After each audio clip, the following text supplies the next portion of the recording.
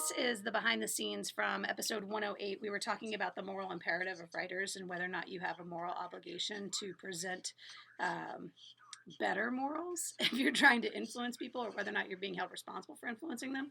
And there's a whole section of the show notes in today's episode that we didn't get to, which is about whether or not authors who misbehave outside of their work should be held, whether or not their work should then be held responsible for that.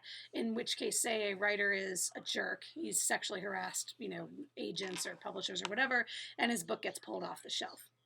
Okay, well, let me put it this way: if it's egregious enough, I think people pulled off the shelf. No, I don't like that.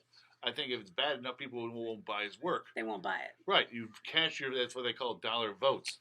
Right, and his work will suffer. Look at Ellen's show. Vote with your feet. Well, vote by viewing too. I mean, right now you got Ellen under review for all this stuff, and her thing is plummeted. Yeah, people are saying they don't want to support her anymore. Right. So I don't think there's anything wrong with that. Like, I think that honestly, if you're a professional and you exhibit unprofessional behavior, your profession is going to suffer. Your job is going to suffer. If you're unprofessional behavior, but everywhere? That's where you get into the morality policing. Right. That's where you get in 1984, where people were looking with cameras constantly, looking for any little thing that they can then use against you. Are we there right now? Like, yeah, aren't we in a place where people are taking video of strangers and posting those videos on social media? Yes. Yeah, it's not. We see that all the time. We're living a dystopian nightmare. We are. Yeah.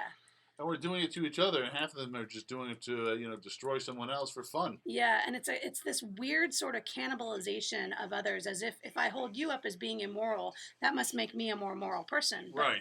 On my side, I'm like, man, anytime if you pull out your camera and you start recording somebody else, you, friend, are the immoral one. Right. I mean, and I wouldn't even call you friend. I'd be like, you dick are the immoral one, right? I don't understand how we think that that's okay. How the person who's doing the recording thinks that what they're doing is any better than the person who's throwing a temper tantrum. Oh, yes.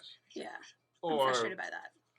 Or what happens is that person will spark the temper tantrum and then start recording. Yeah. Yeah, I don't like that either. All right, well, anyway, so more than likely next week we'll have more to say on this. Thanks for being with us. Thanks for being behind the scenes. Thanks for being patrons. Y'all have a great Saturday. Bye.